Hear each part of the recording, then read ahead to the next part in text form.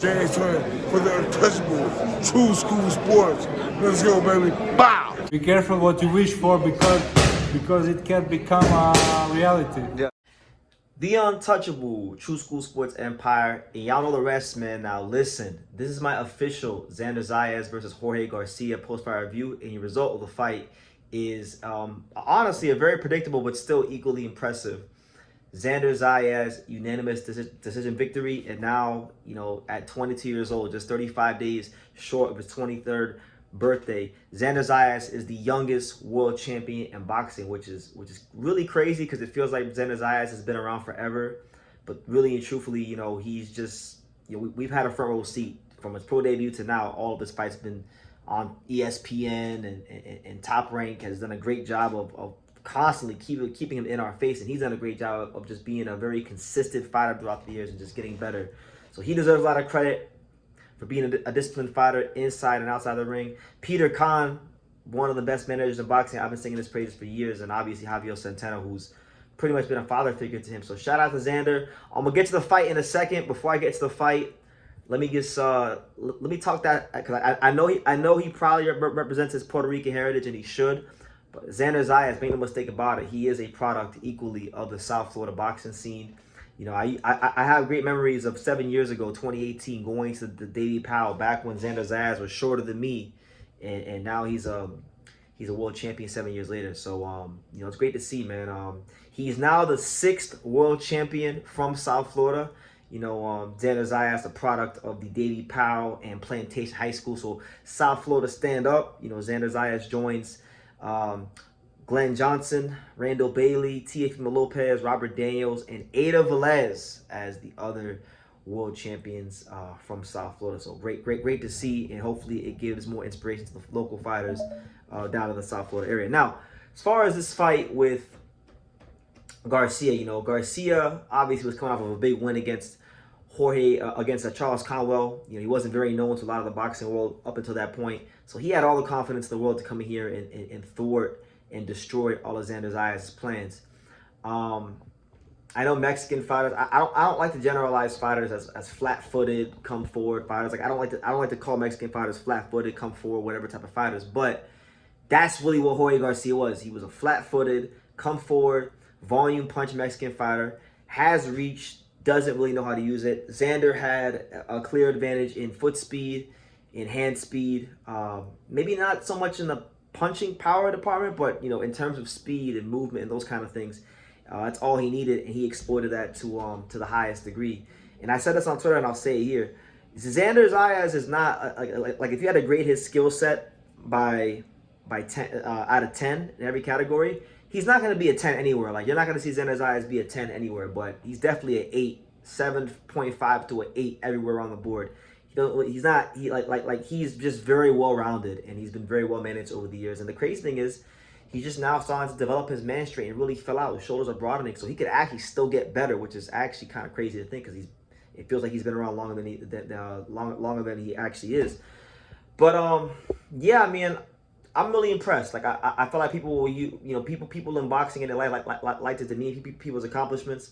Nah, man. Xander Zayas is 22 years old, and he looked like a grizzled veteran in a world title fight. You know, and there was a lot of pressure on him to win and step into the shoes of becoming one of the next stars, if not the next star of Puerto Rican boxing. And I know there's still a long way to go, but this was a hell of a step in the right direction. So, because I'll tell you this, if he would have lost tonight, I would have had to come on here, as much as I like Xander, you know, and I would have had to come on here and say that he got absolutely positively exposed. But you know, that's not what happened. He beat a very, very dangerous, hungry, determined fighter tonight and made it look very easy, which I think is a great sign for him. So shout out to him. Shout out to his whole team, Sweatbox, Javier Centeno, Peter Khan, and the fine folks there. Now, Xander, with him winning that fight, he called out a couple fighters. He called out, obviously, Sebastian Fundora, which, you know, a lot of people I know are going to look at this fight and look at Justin Xander in general, and they're going to feel like he don't got a chance against Fundora, especially because Fundora just had a demolition job against Tim Tszyu in the rematch.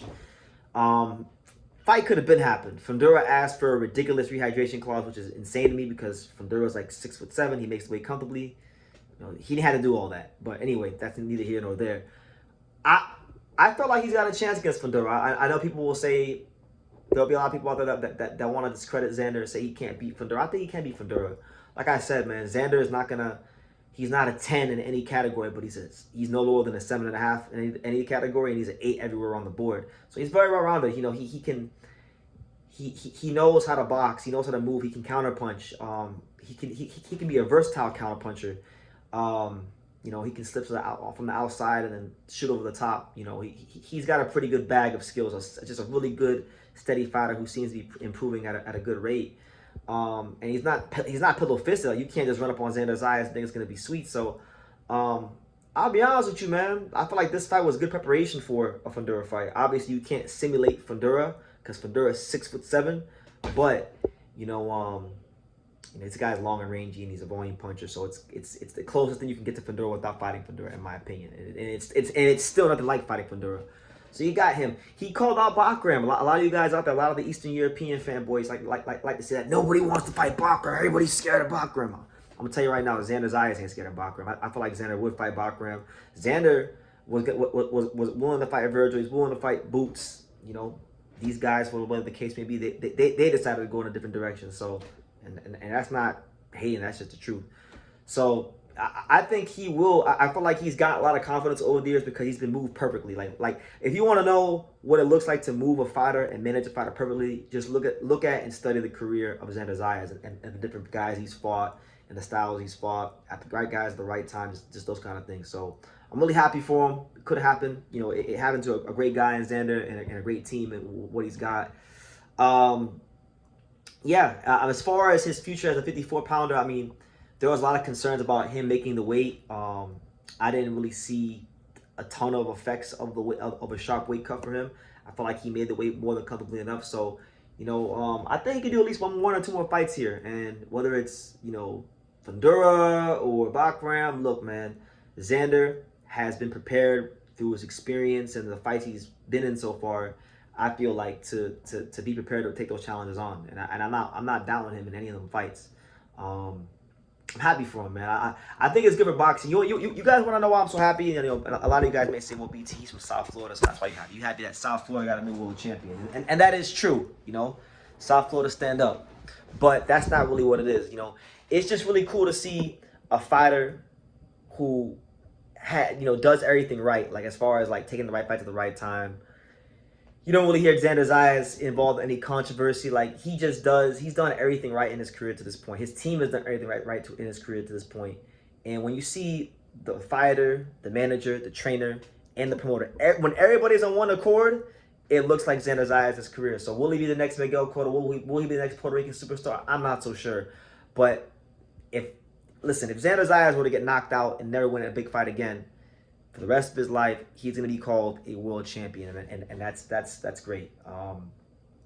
That's really great. There's a lot of interesting fights for him out there. I mentioned Bakram, I mentioned Fundora. I mean, Jaron Ennis.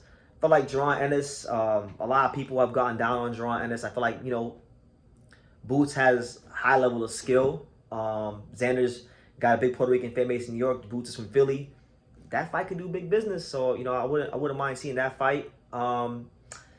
And I guess the last thing I hit on before I end the video is, I find it fitting that Xander Zayas is the one that closes Top Rank's run on ESPN of 7 years, because Xander Zayas was the fighter that Top Rank signed at 16 years old. He was the youngest fighter in the history of boxing to sign the deal with Top Rank at 16 years old. And funny enough, just to give you guys my own personal story, I remember in 2019, just before he made his pro debut, I went to this amateur tournament called the Pete Balkunas Invitational. It's at Davy Powell. They have it every year. And I went during this particular year, and I remember they called him up onto the stage, and they said, hey, we have Xander Zayas. He was here. He was the youngest fighter at the time of contract at Top Rank. He came, he said hello to the crowd, and that was it. And here we are, 6 years from then, and now he's a world champion. So he's came a long way, and he's had a lot of expectations. I want you guys to think about it, man. Youngest fighter in the history of boxing to sign a promotional contract with Top Rank. That comes with a lot.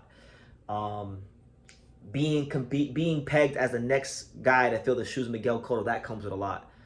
And he has literally, like, Xander, forget even winning the world title. If we're just looking at on a performance by performance basis, Xander Zayas has been as consistent as they come when it comes to the young fighters. He hasn't really had, like, you can't name a fight where Xander Zayas got a get decision or anything like that. Maybe he will later on when he steps up.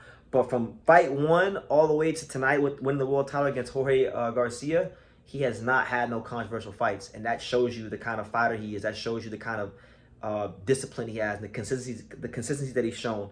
And to do all that with those expectations thrusted upon him and to become a world champion at 22 years old, how could you not respect, him and what he's done in his boxing career? So look, y'all can say what y'all want. I'm happy for him. I'm going to take the time to be happy for him. South Florida stand up. I think they should do Fundora versus Xander next. That's Puerto Rico versus Mexico, I guess. Do that fight. Should have been happened already. And I'll be honest with you, I know a lot of people pick Fundora coming off the heels of the Zoo fight. I'm gonna go with Xander. I think Xander can beat Fundora, honestly. The blueprint is there. Brian Mendoza showed us that, even though Xander don't punch like Mendoza. Why not? Why can't Xander beat Fundora? Fundora's not no killer. He's a good fighter, but he's not a killer. He's got his flaws. He fights really tall. He's got a long torso. Xander's a very good body puncher. There's a lot of holes to exploit there, but there's also some holes to exploit with Xander. But I would say there's less holes to exploit with Xander than there are with Fundora. And when you're fighting a guy like Xander who does not fight outside of himself, it makes him very difficult to beat. And I think, look, you can say whether he's the best 54-pounder or not, that remains to be seen. But one thing's for sure and two things for certain, Xander Zayas is not going to be no easy out for anybody in this division. So there you go. Leave your comments down below. Make sure you guys take the time to subscribe. And like I say in every single one of these videos, you can love me or you can hate me, but I'm just here from Daniel. So until next time, take care, guys. Thank you for watching another video on The Untouchable True School Sports Empire. For more great boxing content just like this, make sure you guys stay tuned and subscribe. You won't be disappointed.